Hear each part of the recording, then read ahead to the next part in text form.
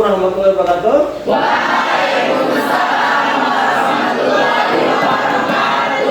Baik anak-anak, sebelum kita mulai belajar, kita akan buat kesepakatan dulu. Gimana caranya supaya kelas sejarah kita ini tertib, aman, damai, menyenangkan, pokoknya nggak ada gangguan, ya. Kalian pasti punya ide, buatnya harus begini. Nulisnya di sini, ya. Cantik.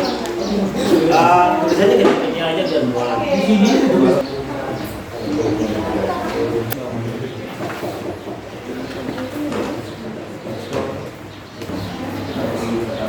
Ya, yang selesai silakan tempel.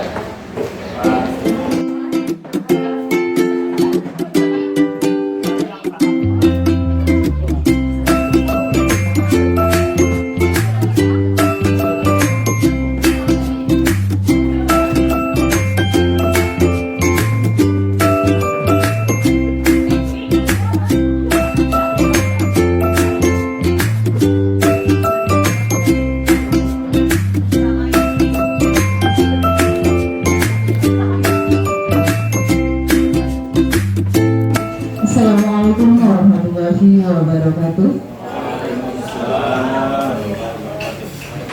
Yang terhormat Bapak Purwanto selaku Kepala SMA Negeri 1 Alas, yang kami hormati Bapak-Bapak Wakil Kepala Sekolah di lingkungan SMA Negeri 1 Alas, yang kami hormati KTU SMA Negeri 1 Alas, serta Bapak Ibu yang kami hormati Bu.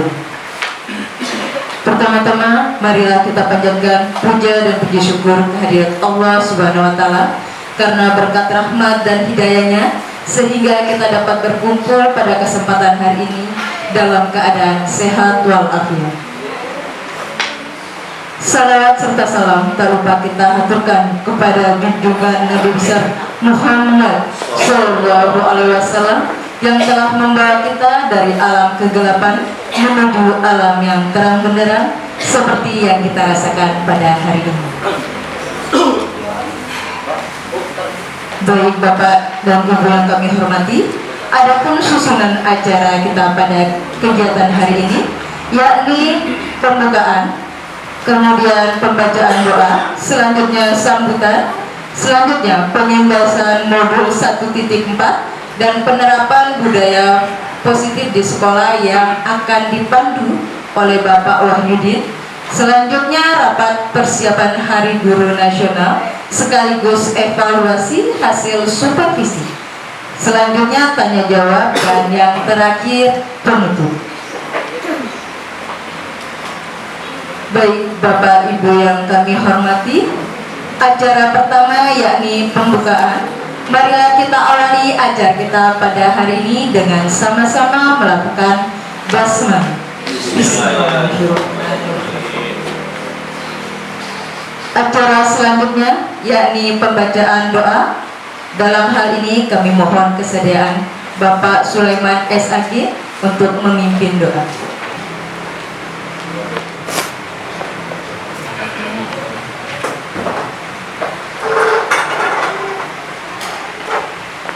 Assalamualaikum warahmatullahi wabarakatuh. Batalkan dari sejenak kita sama-sama berdoa kepada Allah Subhanahu wa Ta'ala. A'udzubillahi minasyaitonirrajim. Bismillahirrahmanirrahim. Alhamdulillahi rabbil alamin, hamdan syakirin, hamdan na'imin, hamdan hamidin, hamdan mustaghfirin bil ashar, hamdan yuwafi ni'amahu wa yukafi mazidah. Ya Rabbana lakal hamdu kama yanbaghi li jalali wajhikal karim wa sultanik. Allahumma sholli ala sayyidina Muhammad wa ala ali sayyidina Muhammad. Allahumma arinal haqqa haqqan warzuqna ittiba'ah wa arinal batila batilan warzuqna ijtinabah. Rabbana taqabbal minna innaka antas samiul alim wa tub alaina innaka antat tawwabur rahim. Rabbana atina fid dunya hasanah wa fil akhirati hasanatan wa qina azabannar wa adkhilnal jannata ma'al abrar ya aziz ya ghaffar ya rabbal alamin wa sallallahu ala sayyidina Muhammadin wa ala alihi wa sahbihi ajma'in. Subhana rabbika rabbil izzati amma yasifun wa salamun alal mursalin walhamdulillahi rabbil alamin. Wassalamualaikum warahmatullahi wabarakatuh.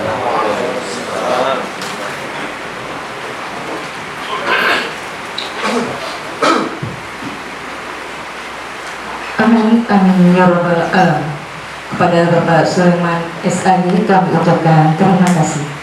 Beranjak ke acara selanjutnya, yakni sambutan Kepala SMA Negeri 1 Alas. Kepada Bapak Dr. Anus Purwanto dipersilakan.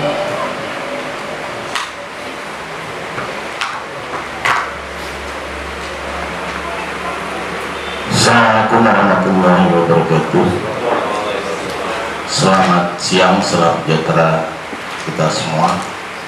Rekan-rekan maupun kepala sekolah di lingkup SMA Negeri 1 Alas yang saya hormati, Kesubag SMA Negeri 1 Alas yang saya hormati, dua Dewan Guru SMA Negeri 1 Alas beserta staf tata usaha, saya hormati dua. Syukur alhamdulillah kita panjatkan kepada Allah Subhanahu wa taala, Tuhan yang Maha Esa, bahwa sampai saat ini kita masih diberikan kesempatan, kesehatan dan keafiatan untuk kita secara bersama-sama dapat hadir di tempat ini dalam rangka kita bersilaturahim, bertatap muka terkait dengan program yang merupakan luncuran dari program Kementerian Pendidikan dan Kebudayaan, Riset dan Teknologi, yaitu program guru penggerak. Dalam hal ini sudah mencapai tahapan yang kesekian dari tahapan-tahapan yang harus dilaksanakan oleh seseorang yang ditunjuk berdasarkan SK Kementerian terkait dengan guru penggerak. Nah, pada hari ini ada program pengimbasan yang harus dilakukan oleh teman-teman guru penggerak. Kebetulan di kita ada satu orang, Pak Hidin SPD. Dalam pengimbasan pada hari ini itu terkait dengan pengimbasan materi modul 1.4, yaitu penerapan budaya positif di sekolah. Yang kesemuanya ini, Ibu Bapak yang saya hormati, ini adalah praktek-praktek baik yang berada di lingkungan kita, yang diangkat nanti oleh Pak WD, kemudian ini akan menjadi panen karya. Sebab di guru penggerak itu ada sudah panen karya. Jadi setiap aktivitas yang dilakukan oleh guru penggerak itu harus terfile dengan baik, karena ini nantinya di loka karya, di loka karya terakhir ada panen karya. Maka di panen karya itulah nanti semua hasil teman-teman guru penggerak ini akan diekspos. Karena tidak semua teman-teman guru penggerak juga punya data seperti itu. Nah, oleh sebab itu, mudah-mudahan kegiatan kita pada hari ini bisa merubah mindset kita, ya. Sebab kesuksesan seseorang itu bukan hanya ditentukan oleh kemampuan, bakat, tetapi sangat ditentukan oleh bagaimana pola pikir, tindakan, dan perilaku yang dimiliki oleh seseorang itu. Oleh sebab itu, bisa saja dari sisi pengetahuan dia tinggi, tetapi perilakunya tidak baik, maka ini juga menghasilkan sesuatu yang tidak baik. Nah, oleh karena itu di dalam program guru penggerak ada yang disebut dengan bagaimana mengembangkan budaya-budaya positif yang ada di sekolah. Bapak yang saya hormati, tidak berpanjang kalam, karena Pak WD ini jam 15.00 juga harus melakukan kegiatan Zoom, sehingga ada beberapa materi singkat-singkat saja yang akan diberikan, karena ini juga yang harus dilaporkan kehadiran kita dengan pola seperti ini. Ini merupakan pelaporan resmi yang harus dikirimkan oleh Pak WD. Serasa demikian, yang singkat dari saya. Yang lain-lainnya nanti kita bicarakan di sesi kita, ini karena sesinya PWD. Terima kasih. Assalamualaikum warahmatullahi wabarakatuh. Demikian sambutan Kepala SMA Negeri 1 Alas kepada Bapak Purwanto kami ucapkan terima kasih.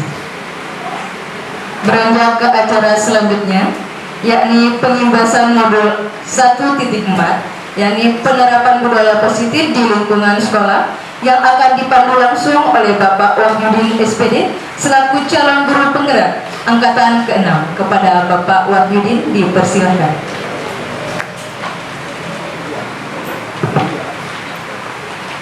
Mohon izin saya berdiri Bapak Kepala Sekolah Pak Jabar. Assalamualaikum warahmatullahi wabarakatuh. Alhamdulillahirrabbilalamin. Assalatu wassalamu ala asrafil anbiya wal mursalin Sayyidina Muhammadin wal alihi washabihi ajmain, amma ba'du. Yang saya hormati Bapak Kepala Sekolah, Bapak rekan Wakil Kepala Sekolah di lingkungan SMA 1 Alas, dan Bapak Ibu guru yang hebat peserta pengimbasan modul 1.4 penerapan budaya positif di sekolah, program pendidikan guru penggerak angkatan ke-6 Kabupaten Sumbawa yang masih bersemangat pada siang hari ini. Sama-sama kita mengucapkan syukur kehadirat Allah Subhanahu wa Ta'ala karena kita diberikan limpahan rahmat, taufik dan hidayah, nikmat kesehatan, nikmat kesempatan sehingga kita bisa hadir di ruang guru dalam rangka pengimbasan materi-materi dari program pendidikan guru penggerak. Dan tidak lupa juga selaku umat yang beriman, marilah kita sampaikan salawat serta salam kepada junjungan alam Nabi besar Muhammad Sallallahu Alaihi Wasallam, karena atas petunjuk beliau kita bisa keluar dari alam kegelapan, alam jahiliyah menuju alam yang terang benderang, alam yang penuh dengan ilmu pengetahuan, yaitu ad-dinul Islam. Bapak Ibu guru yang saya hormati, saya punya waktu sampai jam 3, insya Allah sebelum jam 3. Mudah-mudahan apa yang akan saya paparkan pada kesempatan hari ini bisa kita sharing, kita diskusikan bersama-sama, karena ini kami diberikan amanah Bapak Ibu guru untuk menyampaikan ini ke rekan-rekan di kelas. Bukan berarti saya lebih ahli, lebih pintar atau sifatnya menggurui, tidak Bapak Ibu. Ini hanya sharing saja. Kebetulan saya yang mendapatkan materinya atau ilmunya. Nah, lewat kesempatan ini kami akan menyampaikan ke Bapak Ibu untuk diimplementasikan dalam tugas kita sebagai guru di sekolah kita tercinta ini. Sebelumnya saya menyampaikan ucapan terima kasih sebesar-besarnya kepada Bapak Kepala Sekolah yang telah sangat mendukung program kegiatan ini di sekolah kita, juga kepada Bapak Ibu guru yang telah berkolaborasi dan mendukung semua kegiatan saya dalam program pendidikan ini. Baik Bapak Ibu, saya mulai dari ada 6 hal yang akan saya sampaikan lewat kesempatan ini. Antara lain ada budaya positif di sekolah, kemudian hukuman, konsekuensi dan restitusi, kemudian kebutuhan dasar manusia, sampai nanti tentang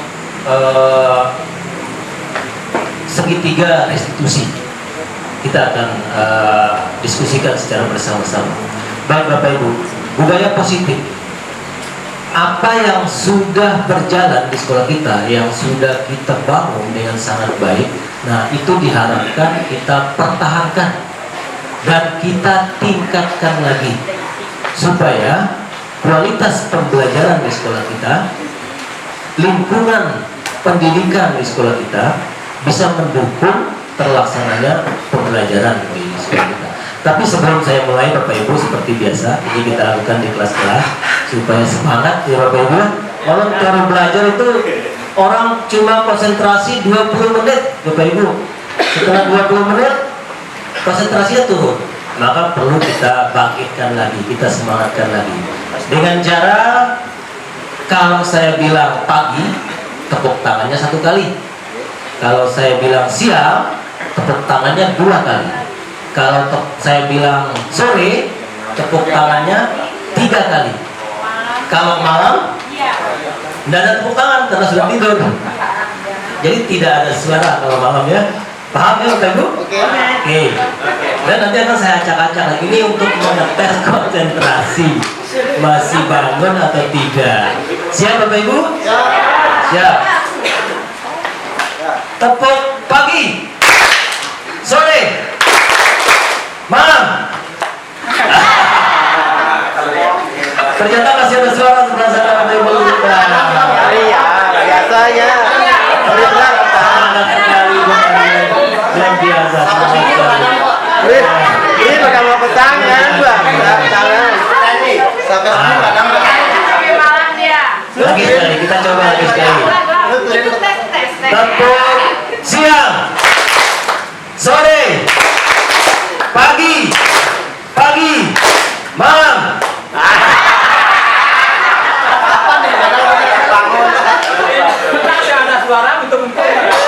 Masih bangun Ibu Mutia ternyata.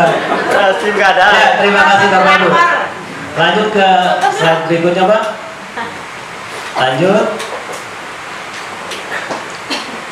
Nah ini tujuan yang ingin dicapai lewat kesempatan pada siang hari ini. Diharapkan guru dan warga sekolah memahami pentingnya mengetahui kebutuhan belajar dan lingkungan yang memfasilitasi seluruh individu di sekolah agar dapat meningkatkan kompetensinya secara aman dan nyaman. Kemudian yang kedua, guru dan warga sekolah mampu menggerakkan komunitas sekolah untuk bersama-sama mengembangkan dan mewujudkan visi sekolah yang berpihak pada murid dan berlandaskan nilai-nilai kebajikan universal. Nah, pendidikan kita banyak sekali berdasar atau mengadopsi pemikiran-pemikiran Ki Hajar Dewantara. Bahkan slogan pendidikan pun dari pemikiran beliau. Ingaso sumstora, ing magyo manguntaso, tukuri handayani. Termasuk prinsip-prinsip merdeka belajar juga banyak berdasarkan dari konsepsi pemikiran beliau. Kita lanjut Bapak Ibu. Nah, ini yang ingin dicapai oleh sistem pendidikan nasional kita yang disebut dengan profil pelajar Pancasila. Kita sebagai guru diharapkan mendidik dan mengajar siswa kita untuk mencapai 5 kriteria profil pelajar Pancasila. Yang pertama Bapak Ibu, ada beriman, bertakwa kepada Tuhan Yang Maha Esa dan berakhlak mulia. Apakah dapat meningkatkan disiplin anak? Pertanyaannya. Saya punya pendapat, silakan. Pak Heru, silakan. Assalamualaikum warahmatullahi wabarakatuh. Jadi menurut saya Pak, belum tentu ini Pak ya. Nah karena kita lihat kenyataan di lapangan. Kita ambil di sekolah kita saja. Ini yang diberikan oleh guru BP atau guru mata pelajaran sendiri seperti membaca yang sudah dilakukan, membaca teks pendek dan lain-lain, membersihkan halaman bahkan kamar mandi. Nah toh juga ke hari-hari berikutnya tetap ada yang terlambat, dan yang terlambat itu pun ada orang yang sama di situ. Nah artinya poin nomor 1 ini belum tentu menjamin apakah siswa itu bisa meningkatkan kedisiplinannya, karena berangkat dari bukti tadi, dan tidak hanya 3 atau 4 hari, seminggu 2 minggu, ini berkelanjutan terus menerus ini. Jadi belum ada perubahan dari segi hukuman yang kita berikan seperti membaca, membersihkan halaman. Iya, terima kasih Pak Heri, luar biasa. Jadi menurut Pak Heri ini hukuman itu belum tentu bisa mendisiplinkan anak, walaupun hukuman itu sifatnya mendidik. Misalnya suruh membaca ayat pendek, membersihkan sampah dan lain-lain sebagainya. Terima kasih Pak Heri, luar biasa. Kita lanjut ke pertanyaan berikut, yang nomor 2 hampir sama dengan yang nomor 1. Yang nomor 3 sekarang. Nah, coba dicermati baik-baik. Apakah memberikan penghargaan dapat meningkatkan motivasi belajar anak. Silakan, siapa yang punya pendapat? Apakah dengan kita memberikan penghargaan kepada siswa kita itu dapat meningkatkan motivasi belajar anak? Ayo Bapak Ibu silakan. Siapa yang punya pendapat? Ibu Sari silakan Bu Sari. Itu mic-nya Bu. Silakan Bu. Ya, baik, terima kasih Pak Widi. Mungkin untuk pertanyaan nomor 3, memberikan penghargaan dapat meningkatkan motivasi belajar siswa. Kalau menurut saya ya, mungkin kalau teman-teman yang lain berbeda, tapi ini mungkin menurut saya memberikan penghargaan dapat meningkatkan motivasi belajar anak. Ya, saya setuju kalau penghargaan itu bisa meningkatkan motivasi anak, karena dengan adanya penghargaan anak itu merasa dihargai. Apa yang dia lakukan dapat dihargai oleh guru, sehingga bisa meningkatkan motivasi mereka untuk belajar. Mungkin demikian. Iya, kita berikan aplaus dong untuk Ibu Sari dan Kak Haru. Menurut Ibu Sari ini, pemberian penghargaan itu katanya bisa menumbuhkan minat belajar anak. Nanti pertanyaan ini akan terjawab di penjelasan berikutnya. Nah, jadi ini akan kita pahami bersama Bapak Ibu. Ada 6 poin ini tentang disiplin positif, nilai-nilai kebajikan universal, teori motivasi, hukuman dan penghargaan, serta restitusi. Nanti akan kita bisa membedakan mana hukuman, mana penghargaan, mana restitusi. Kemudian keyakinan kelas. Nah, keyakinan kelas atau kesepakatan kelas itu kesepakatan yang dibangun bersama oleh guru dan siswa. Beda dengan peraturan sekolah ini Bapak Ibu. Ini kesepakatan atas kesadaran dari siswa sendiri yang disepakati bersama gurunya, kemudian nanti akan menjadi keyakinan kelas.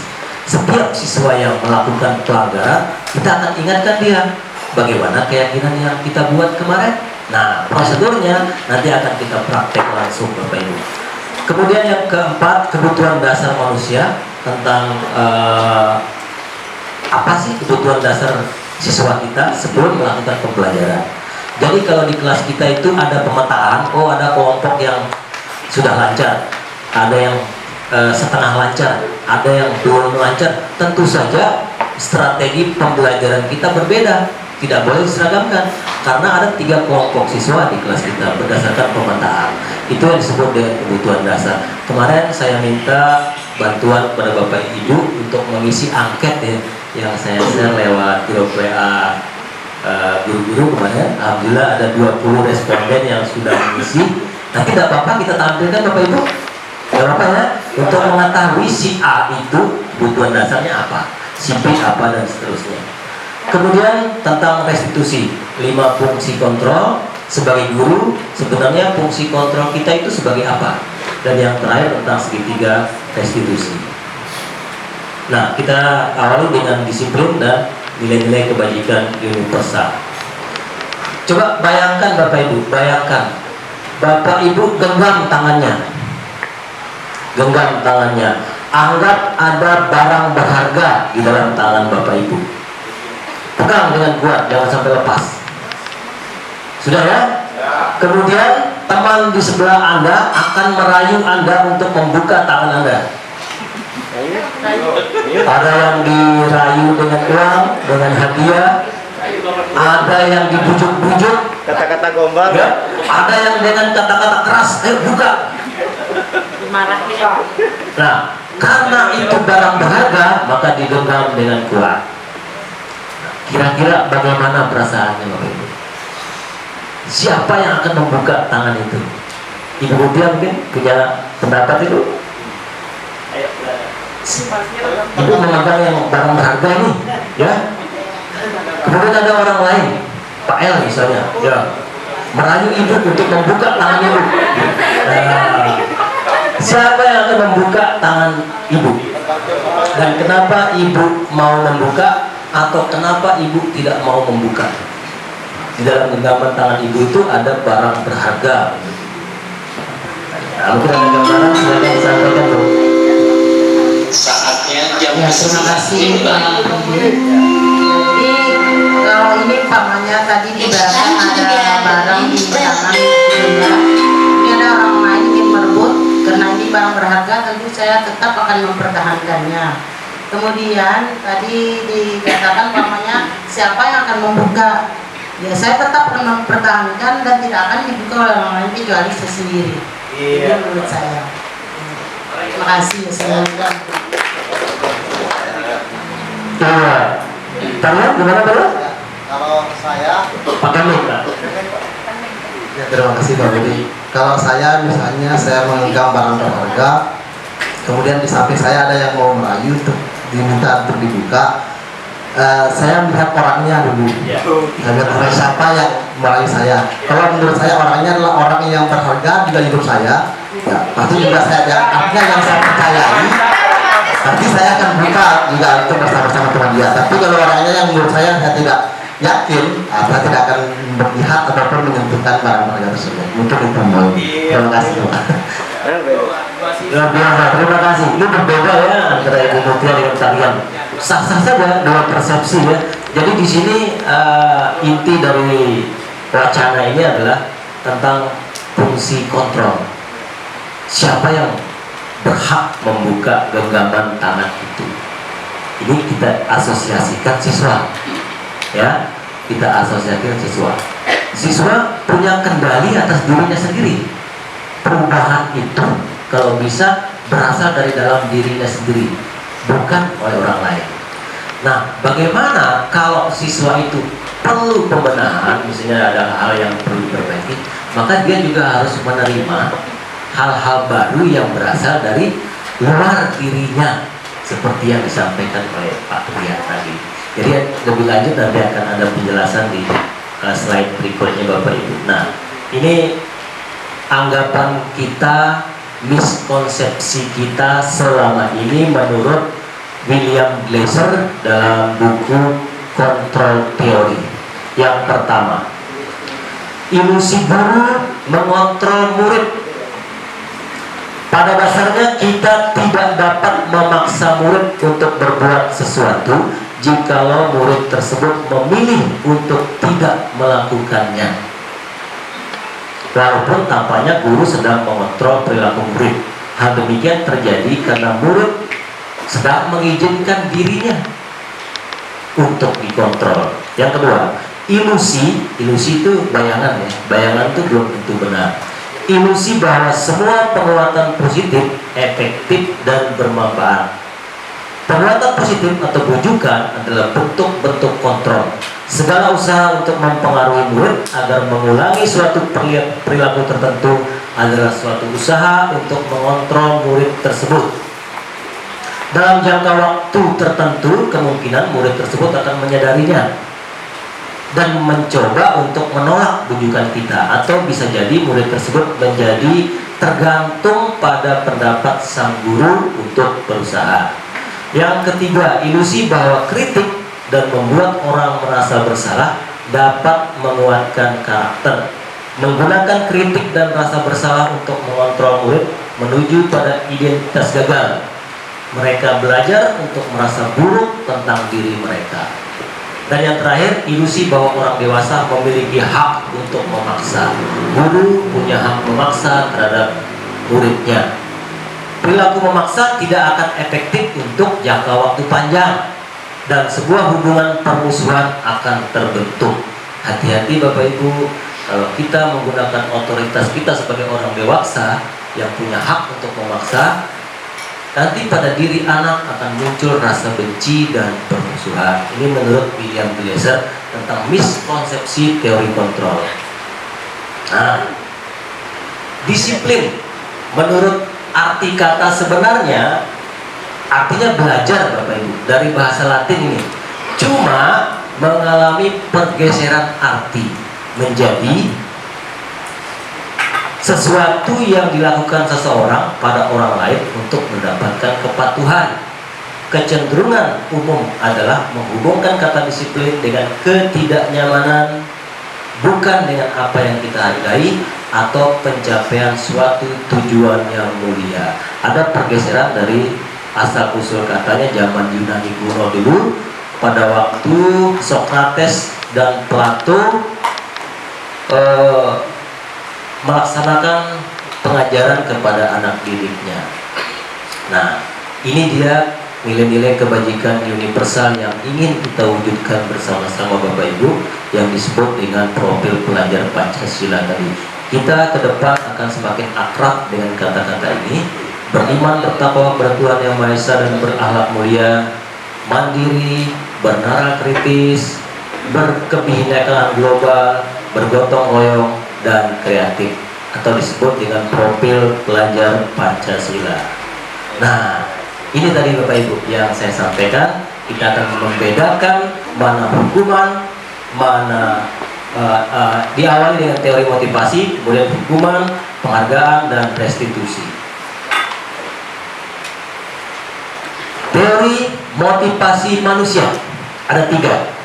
Yang pertama, menghindari ketidaknyamanan atau menghindari hukuman. Yang kedua, untuk mendapatkan imbalan dari orang lain atau dari lembaga. Yang ketiga, untuk menghargai diri sendiri. Kalau nomor 1 dan nomor 2 itu eksternal, berasal dari luar dirinya. Sedangkan yang ketiga itu internal, berasal dari dalam dirinya. Tapi ternyata Bapak Ibu, hukuman dan penghargaan itu berdampak buruk terhadap siswa kita. Ini menurut Alpikun dalam tulisannya tahun 1993. Katanya hukuman penghargaan itu dapat menghukum seseorang. Yang pertama, dampaknya hanya cocok untuk jangka pendek, tidak cocok untuk jangka panjang. Nanti di IKM, Pak Cung, ya, di kurikulum Merdeka tidak ada lagi ranking di rapot, Pak, ya. Jadi pencapaian kompetensi itu akan dalam bentuk deskripsi, bukan lagi dalam bentuk peringkat. Nah, ini ternyata berasal dari teori ini, bahwa penghargaan itu kadang berdampak negatif, kadang menghukum seseorang. Kemudian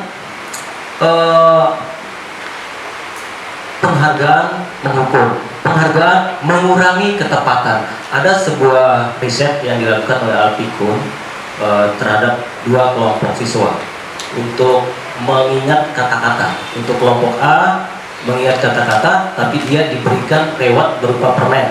Sedangkan kelompok B dengan instruksi yang sama tidak diberikan hadiah. Ternyata kelompok B yang konsisten. Kelompok A yang diberikan hadiah permen itu lebih banyak tidak tepatnya pada waktu menjawab soal-soal mengingat kata-kata tadi.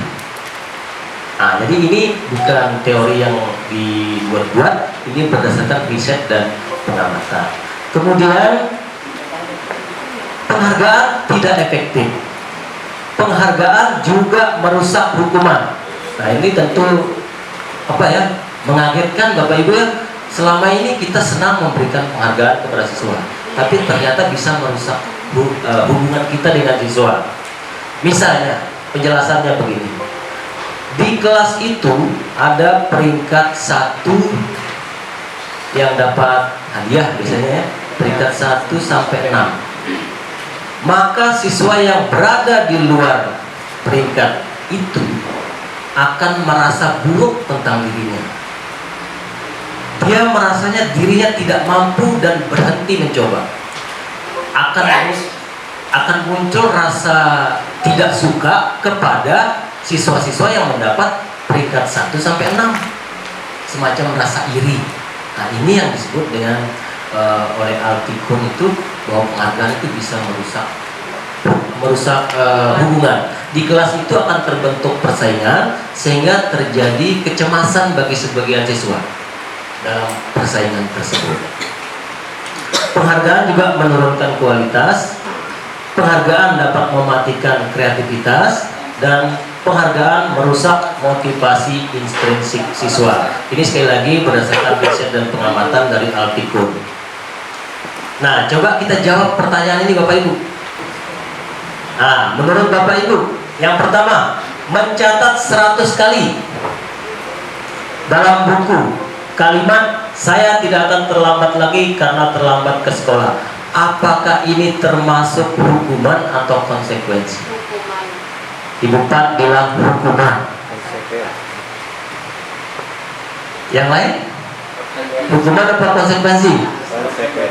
Ada yang bilang konsekuensi sebelah sini. Hukuman kan Pak Suri ya? Hukuman. Kalau yang kedua, lari mengelilingi lapangan basket 2 kali karena terlambat hadir di sekolah.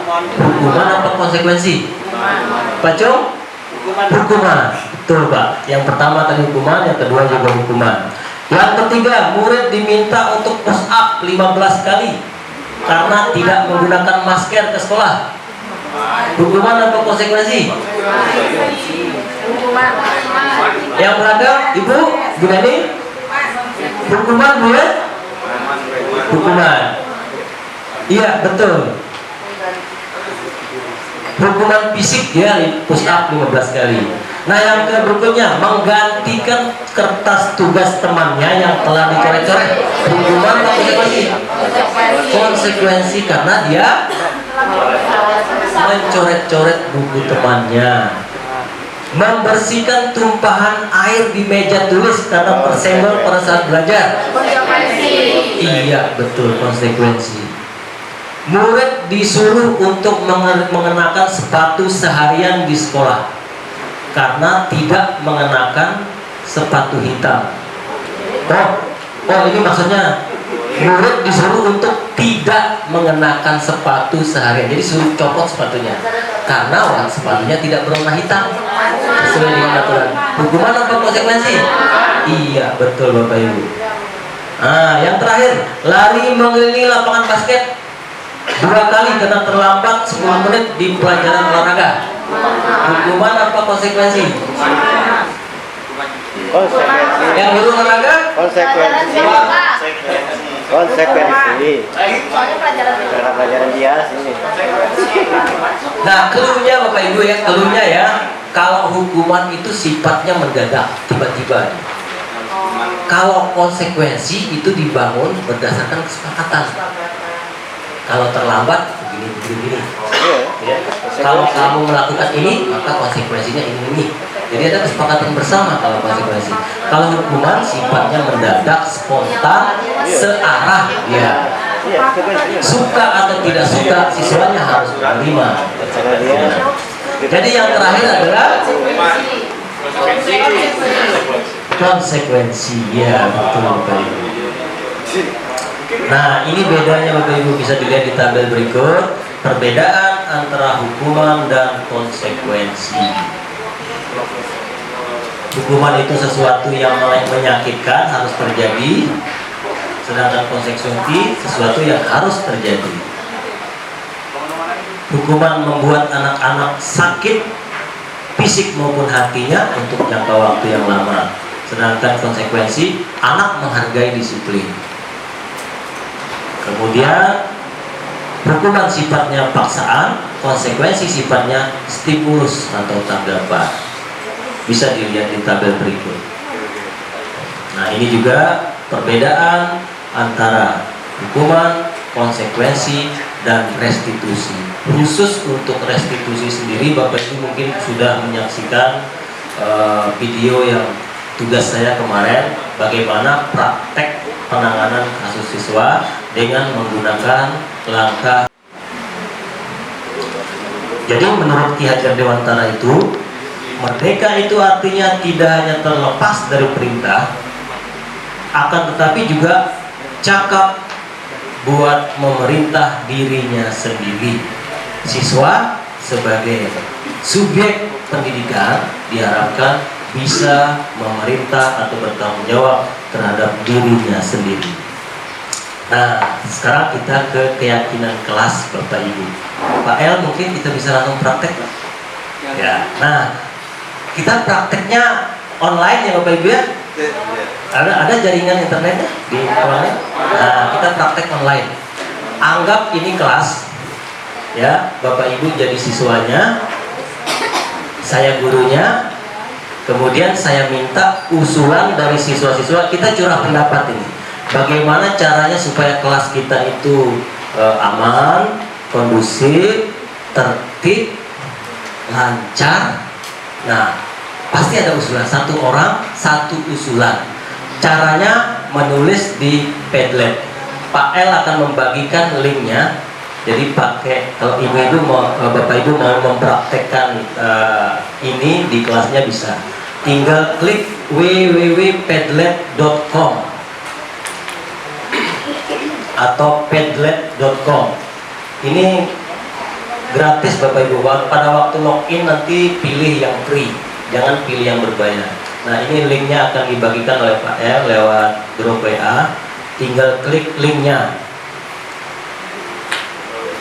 Ya.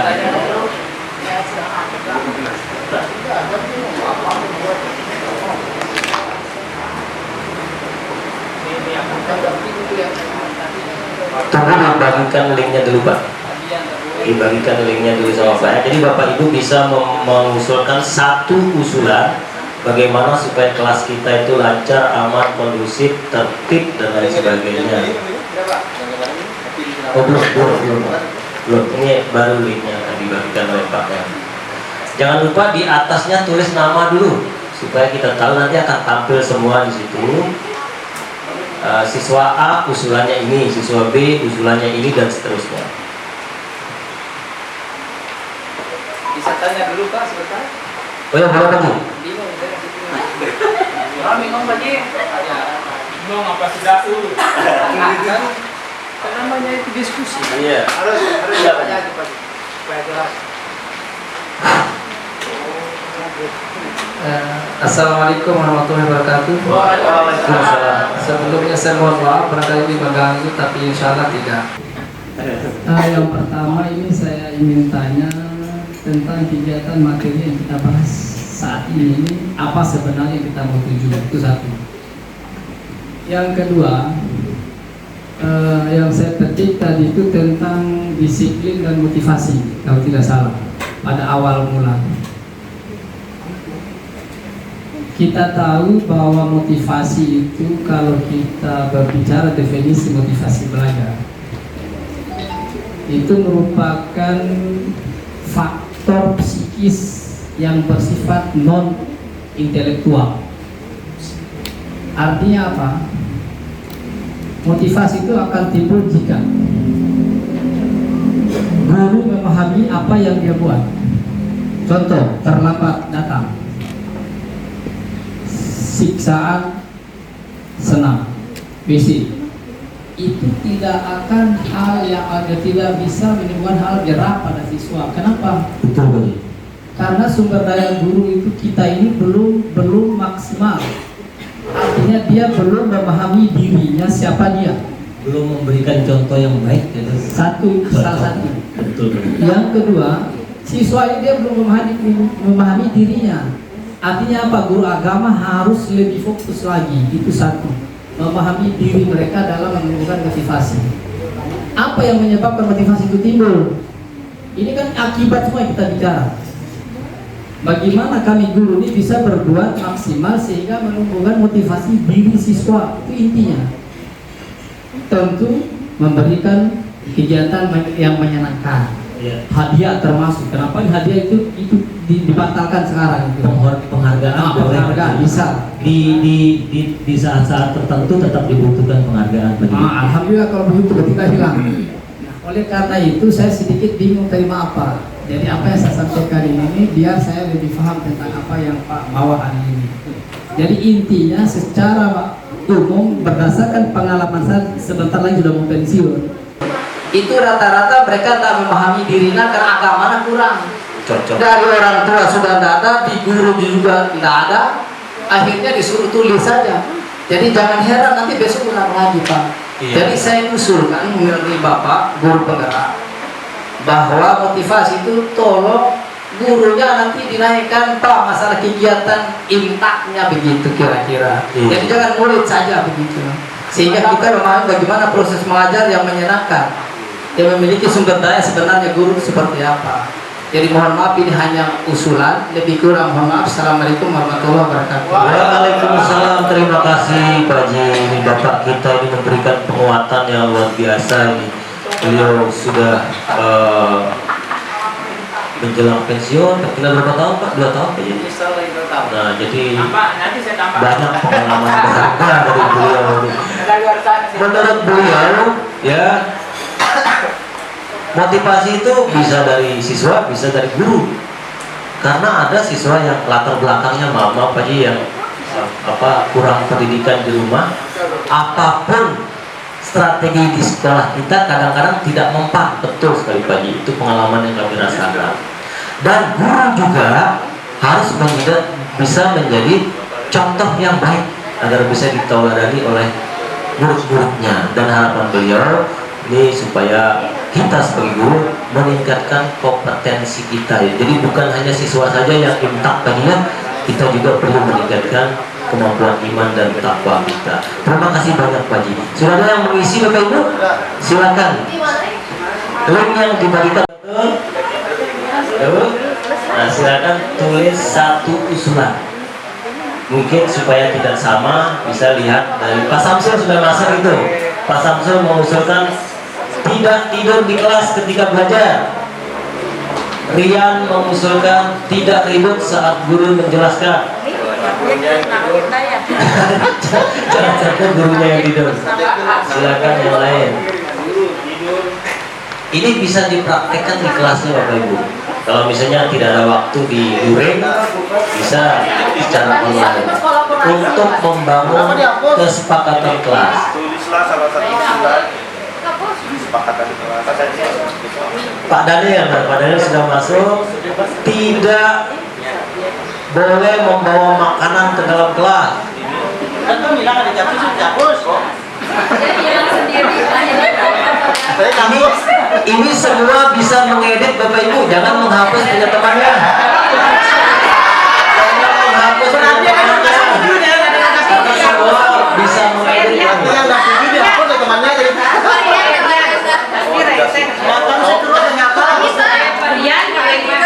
Garu-garu, kita masih ada sedikit. Ya, kalau menulis usulan sendiri tinggal klik tanda plus.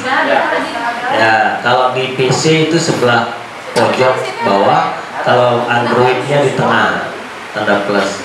Subjeknya tulis nama, kemudian di bawahnya tulis usulan. Ibu Sari, nah Ibu Sari sudah masuk. Harus menjawab 1 pertanyaan jika terlambat masuk kelas. Bagus Bu Sari, kita praktekkan di kelas ini. Jadi kalau misalnya ada yang terlambat masuk, tiketnya harus bisa menjawab pertanyaan. Betul Bu, ada namanya strategi tiket masuk namanya itu. Kalau pulang juga begitu, baru boleh pulang kalau menjawab pertanyaan. Namanya tiket keluar. Ibu Mutia sudah masuk. Siswa jangan terlambat masuk kelas. Pak Ispan Hardi. Nah ini kalau full bisa lanjut ke halaman berikut. Pak Ispan Hardi tidak boleh makan ataupun minum selama proses belajar mengajar. Kita Bu Neni dan kita Bu Neni nanti. Ibu Mutmainah. Oh, banyak sekali usulannya Bu Titin ini. Ibu Mutmainah saling menghargai antar siswa dan siswa dengan guru. Ada di situ ada. Ada cuma turun. Ada di bawah juga ada. Ada foto siapa? Pak Apip, jaga tata krama dalam kelas. Ibu Sapia, tidak izin keluar kelas saat KBM berlangsung. Nah, ini namanya curah pendapat namanya. Itu Bu, boleh Bu datang? Nah, kalau ada usulan yang sama, kita diskusikan supaya disatukan. Jadi perbedaan peraturan kelas dengan keyakinan kelas adalah kalau peraturan itu sifatnya konkret, rinci, dia panjang. Kalau keyakinan kelas itu lebih sederhana dan sifatnya umum. Peraturan kelas itu biasanya ada yang dalam bentuk kalimat negatif, kita ubah menjadi kalimat positif di keyakinan kelas. Misalnya, tidak boleh membuang sampah sembarangan di kelas. Itu kalimat negatif ya Bapak Ibu ya. Kalau kita ganti dengan kalimat positif, iya, buanglah sampah pada tempatnya atau jagalah kebersihan kelas. Nah ini saya punya contoh nih Bapak Ibu di kelas 12 IPA 1 kemarin. saya membuat kesepakatan kelas. Kita telah perlu.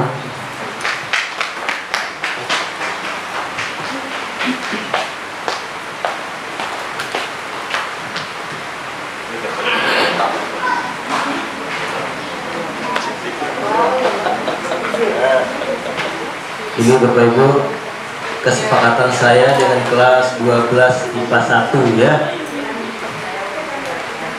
Nah, jadi semua siswa punya hak untuk mengusulkan supaya kelasnya terlalu kecil, tidak merokok, tidak berpacaran di kelas, berperilaku sopan santun, jagalah kebersihan. Itu nanti setelah dirembuk Pak, sudah jadi kayak kelas akan saya tempel di 12 IPA 1. Kalau ada sesuatu yang melanggar sih tinggal kita ingatkan. Ini loh keyakinan yang kita buat kemarin ya, saling mengingatkan. Jadi karena itu berasal dari diri mereka sendiri, bukan dari orang lain. Kita kembali ke slide Pak ya. Alhamdulillah banyak yang berpartisipasi di Padlet. Jadi kalau Bapak Ibu mau pakai Padlet, tinggal ketik di Google ya, padlet.com.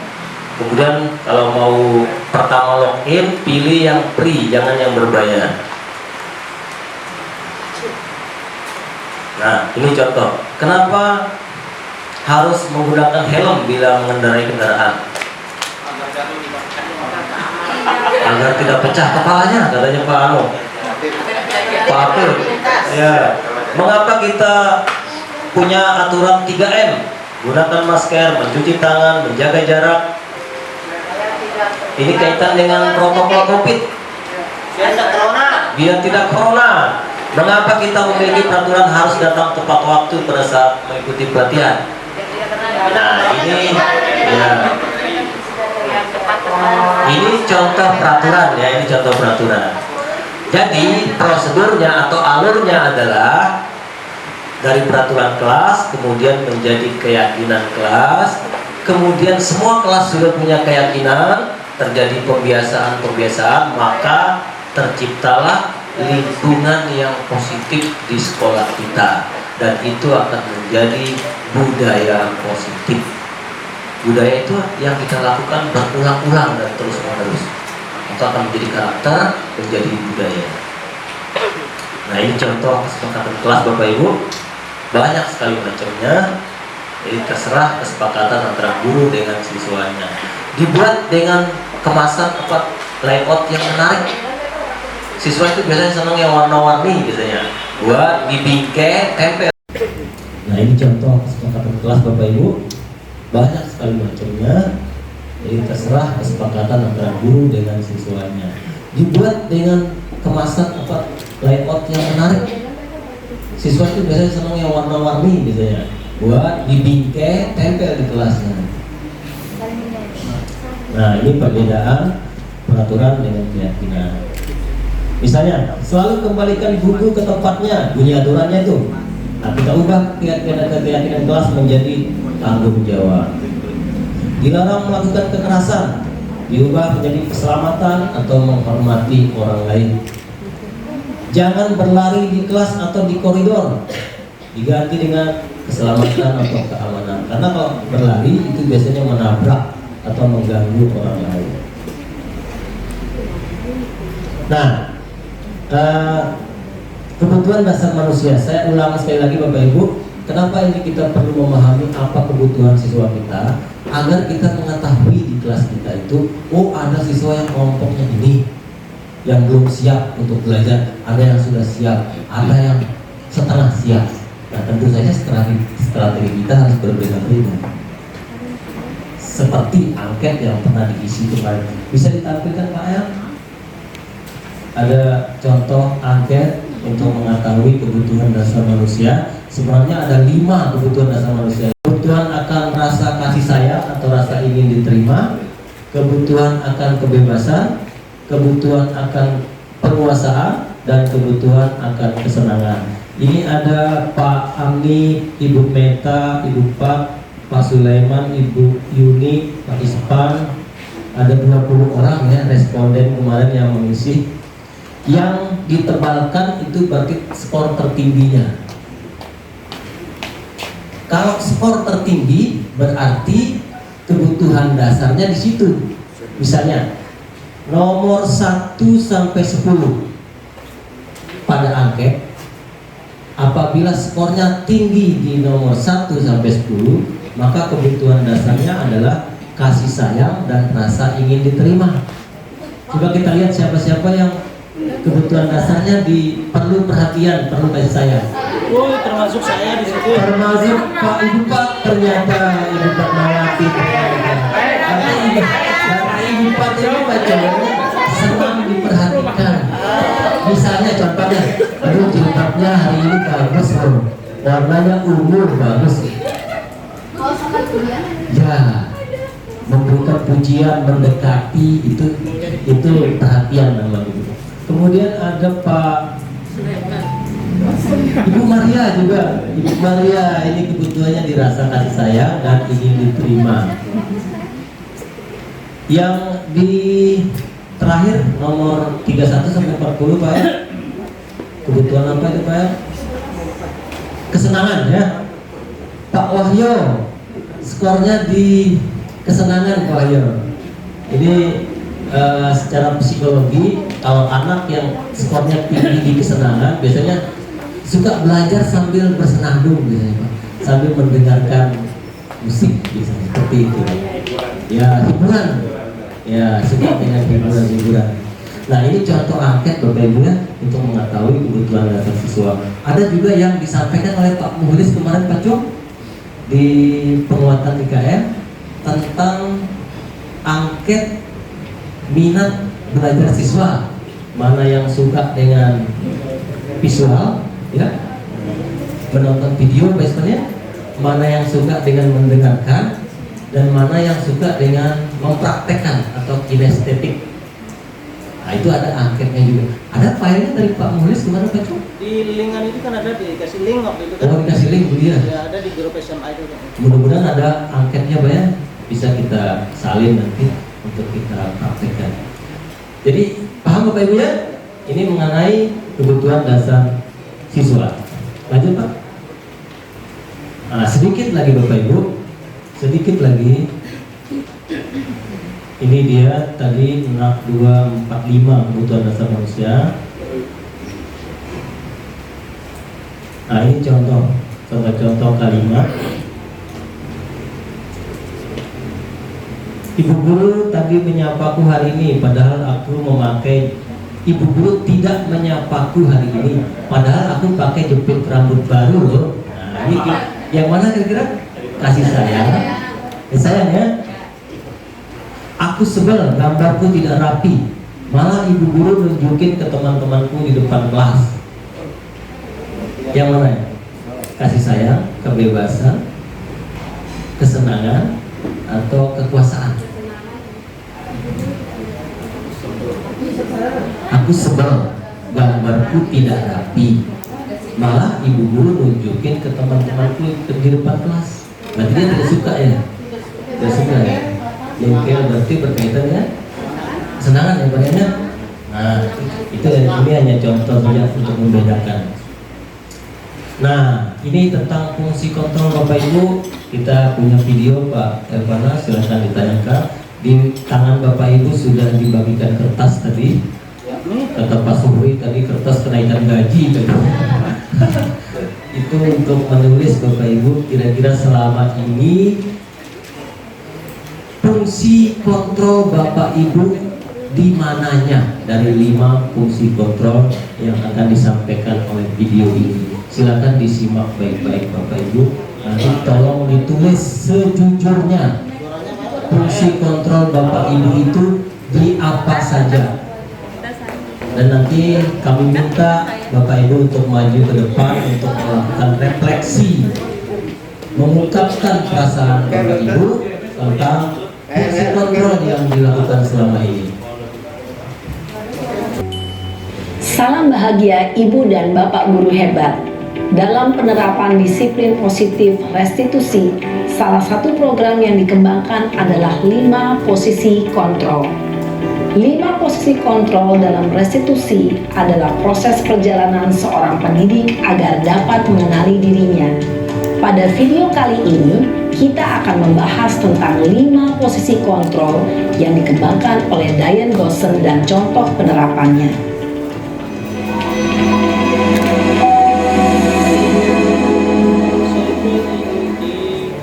5 posisi kontrol itu adalah: 1. Posisi penghukum. 2. Posisi pembuat merasa bersalah. 3. Posisi teman. 4. Posisi pemantau atau monitor. Dan 5. Posisi manajer. Untuk lebih memahami kelima posisi tersebut, mari kita saksikan kasus Naren yang terlambat hadir 20 menit di sekolah dan melihat bagaimana kelima posisi kontrol dalam menghadapi masalah tersebut.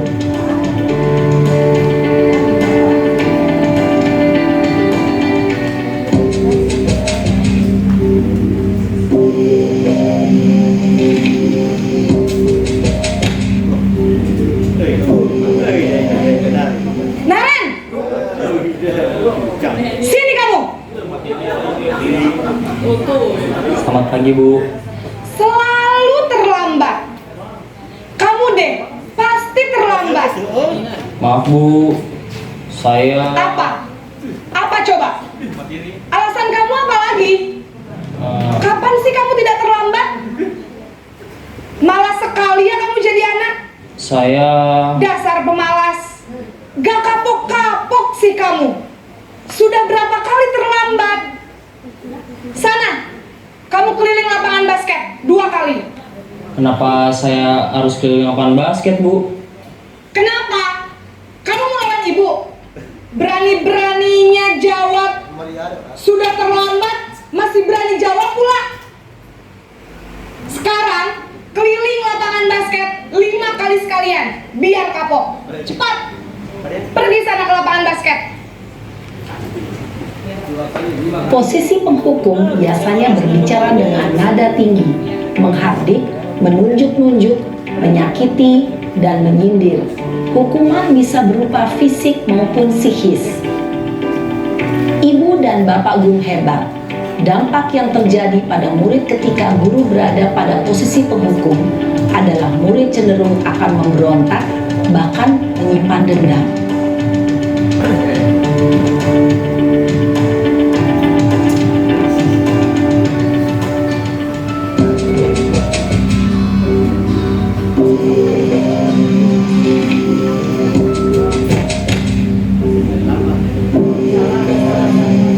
Naren!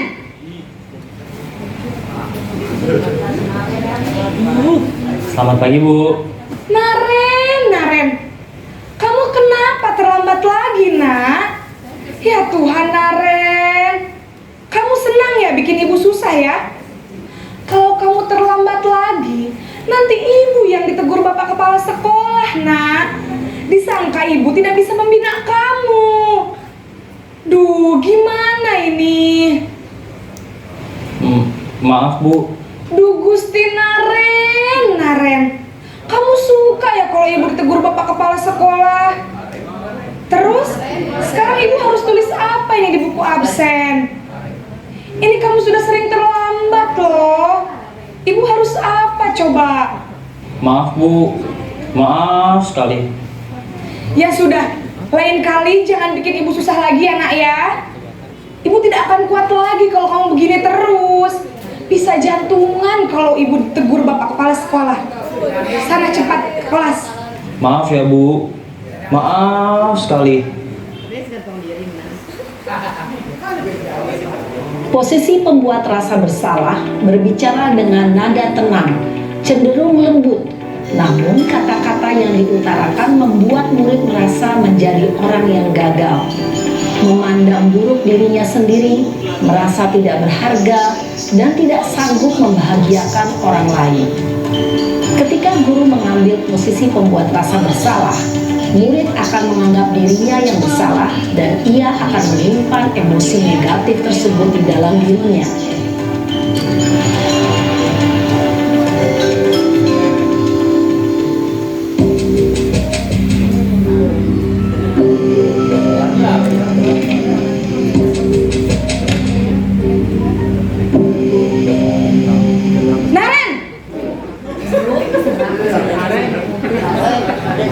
Kabarnya Naren? Selamat pagi Bu.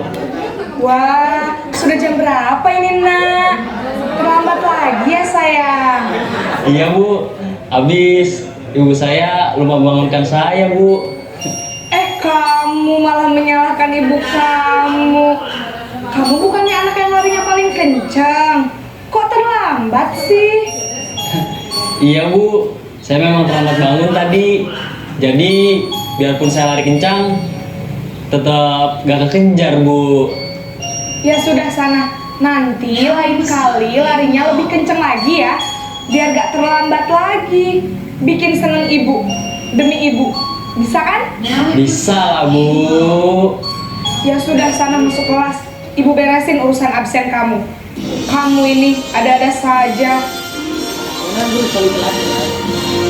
Dalam posisi teman, guru berbicara dengan nada suara ramah, akrab, cenderung bersenda gurau untuk menjaga suasana tetap santai. Murid akan merasa senang, aman, dan akrab dengan guru.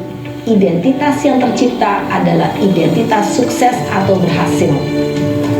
Namun, perlu diingat, karena ini masih dorongan eksternal, maka ada faktor ketergantungan dari murid kepada orang tertentu. Di sini, guru absennya, sehingga di lain waktu, murid bisa berperilaku baik, namun hanya kepada orang-orang tertentu saja.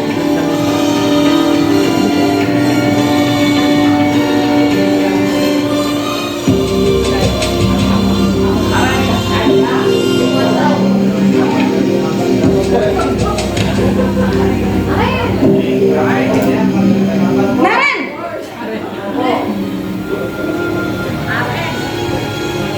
Selamat pagi Bu. Naren, apa peraturan sekolah kita tentang jam berapa kita harus masuk sekolah, nak? Kita harus di sekolah jam 7 Bu. Iya betul, sekarang sudah jam 7.20. Naren sudah tahu konsekuensinya jika terlambat hadir. Paham Bu. Saya harus tinggal kelas pas jam istirahat selama 20 menit. Iya benar, konsekuensinya demikian. Jadi nanti jam 9.30 pas istirahat, kamu harus tinggal di kelas, kerjakan tugas tambahan untuk ketertinggalan kamu, ya? Baik Bu.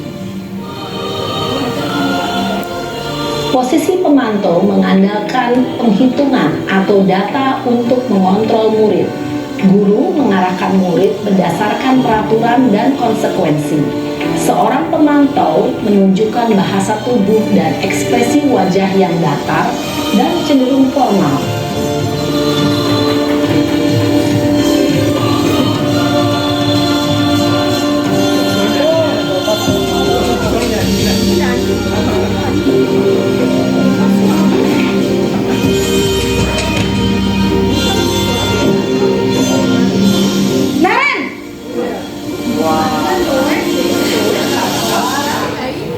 Selamat pagi Bu. Selamat pagi Naren. Maaf Bu, saya terlambat. Iya, sekolah masuknya jam 7, sekarang sudah jam 7.20. Jadi sekarang bagaimana ini Naren?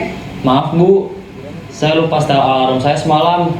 Baiklah, menurut kamu, keyakinan sekolah yang mana yang perlu kamu tingkatkan? Menghargai diri sendiri dan orang lain mungkin ya Bu. Setuju. Jadi, apakah Naren meyakini prinsip saling menghormati tersebut? Iya Bu, saya meyakininya. Apakah Naren bersedia memperbaiki masalah keterlambatan ini? Bersedia Bu. Bagaimana kamu akan perbaiki masalah keterlambatan ini? Saya akan coba untuk tidak lupa menyetel alarm saya Bu. Baik, kalau Naren lupa menyetel alarm di rumah, ada orang yang kira-kira bisa bantu mengingatkan tidak?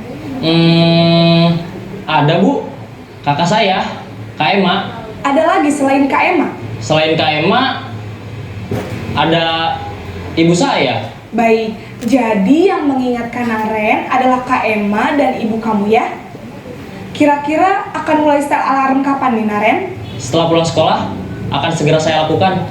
Baik, jadi Naren akan setel alarm untuk bangun besok pagi dan akan diingatkan oleh kakak dan ibunda Naren ya. Ada lagi yang mungkin perlu dilakukan Naren agar tidak terlambat bangun lagi? Tidak ada Bu. Baik Naren, Terima kasih untuk kerjasama kamu. Sekarang kamu perlu kembali ke kelas untuk belajar. Baik Bu, terima kasih. Posisi manajer adalah posisi kontrol yang disarankan untuk membimbing murid memiliki sikap disiplin. Saya minta satu orang untuk menyampaikan ke depan dari 5 posisi itu. Selama ini kira-kira posisi apa yang sering dipakai selama ini sebagai guru? Silakan, kita sudah tulis di kelas di kertas yang sudah dibagikan, sampaikan di depan Bapak Ibu. Silakan, saya minta satu orang. Ayo. Apakah selama ini saya sebagai penghukum, pemberi rasa bersalah, teman, pemantau, atau manajer? Atau kelima-limanya? Luar biasa. Sampaikan di depan, ayo. Ini supaya kami juga, kita berbagi pengalaman loh, supaya kami juga mendapat pengalaman dari, karena pengalaman kita beda-beda Bapak Ibu. Silakan, ayo saya minta satu orang.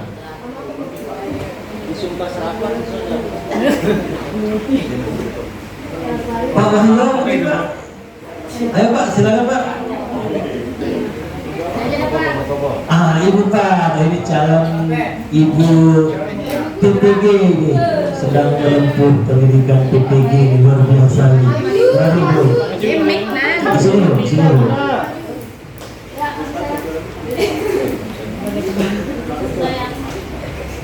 Ya, silakan Bu.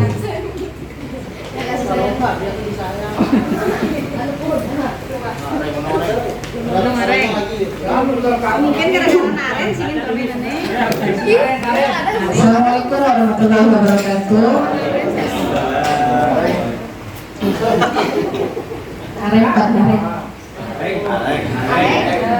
Di sini saya akan menjelaskan posisi saya sebagai guru ketika berhadapan dengan siswa.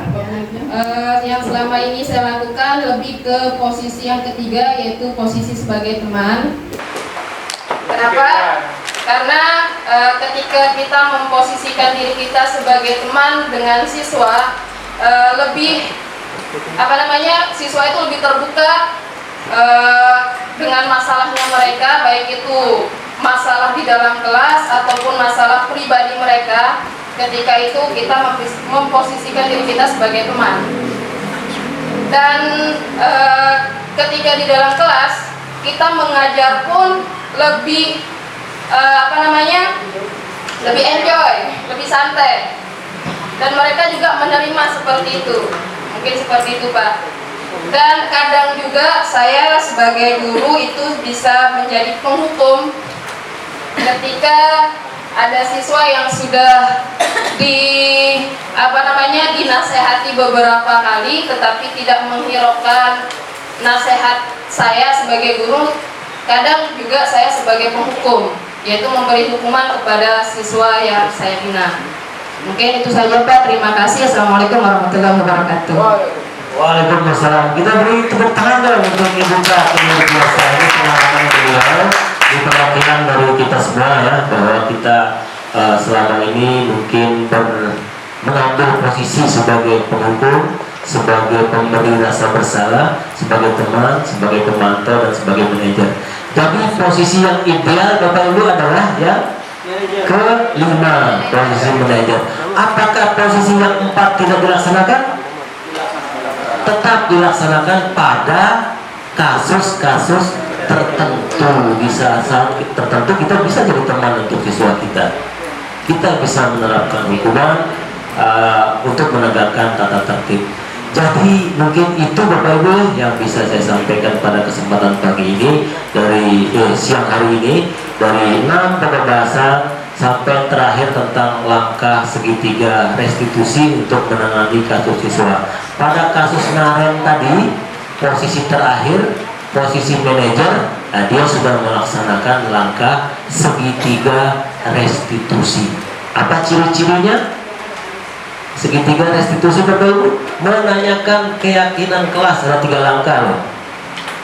menstabilkan identitas, validasi tindakan yang salah, dan menanyakan keyakinan kelas. Ayo, apa keyakinan kelas kita? Atau apa aturan jam berapa sekolah kita masuk? 7.20. Itu keyakinan yang sudah disepakati bersama.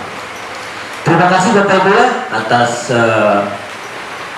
kolaborasinya yang luar biasa pada hari ini. Terima kasih Bapak Kepala Sekolah, Pak Dokter yang sudah memberikan saya kesempatan. Mudah-mudahan ada manfaatnya apa yang kita sharing pada siang hari ini. Sebelum saya tutup, yel-yel dulu Bapak Ibu, ada yel-yel guru penggerak. Yel-yel begini: tergerak, bergerak, menggerakkan. Tergerak, bergerak, menggerakkan. Nah, salam TBM namanya kalau di guru penggerak. Ya, salam TBM namanya ya.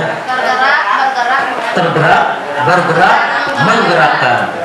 Ayo, yang kompak Bapak Ibu. Salam TBM guru penggerak. Tergerak, bergerak, menggerakkan. Terima kasih banyak. Wabillahi taufiq wal hidayah. Wassalamualaikum warahmatullahi wabarakatuh.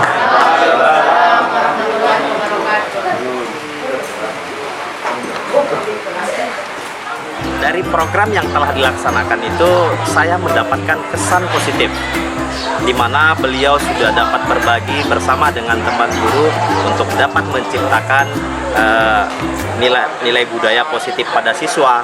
Kemudian beliau menciptakan ruang diskusi positif, kemudian juga ruang kolaborasi antara rekan-rekan guru dan pemangku kepentingan yang ada di lingkungan sekolah.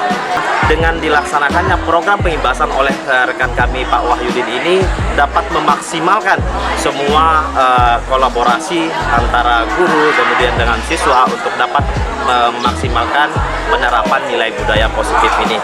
Nah, untuk itu saya menyampaikan ucapan terima kasih kepada Bapak Wahyudin SPD.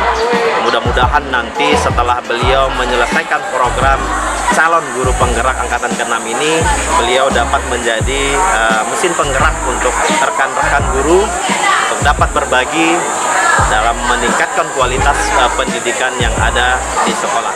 Menjadi calon guru penggerak tidak mudah, bukan hanya menjadi orang yang luar biasa dalam segi pribadi, tetapi diharapkan bisa memberikan kontribusi kepada teman-teman yang lain. Seperti kemarin yang sudah dilakukan oleh Bapak Wahyudin, yaitu pengimbasan budaya positif di sekolah kita. Itu sangat-sangat luar biasa karena kita saling mengingatkan apa yang telah kita lakukan, apakah sudah tepat atau tidak, apakah sudah baik atau tidak. Disinilah kita saling mengisi. Kami ucapkan selamat kepada Bapak Wahyudin sebagai calon guru penggerak, dan mudah-mudahan kedepannya diberikan kemudahan dalam setiap menyelesaikan tugas-tugas yang diberikan. Terima kasih. Assalamualaikum warahmatullahi wabarakatuh. Pendapat saya mengenai Pak Wahyudin sekaligus guru penggerak di SMA Negeri 1 Alas ini terbilang sangat-sangat baik, karena Pak Wahyudin ini sangat-sangat memotivasi murid-muridnya, memberikan inovasi baru, memiliki pemikiran-pemikiran yang kreatif, sehingga murid-muridnya sangat-sangat bersemangat dalam pembelajarannya. Ini sendiri saya rasakan di dalam kelas saya, yaitu kelas 12 IPA 1, Pak Wahyudin sangat-sangat memberikan kreativitas kepada murid-muridnya, sehingga murid-muridnya tidak lesu, tidak monoton, sangat-sangat aktif dalam pembelajaran. Mungkin itu saja.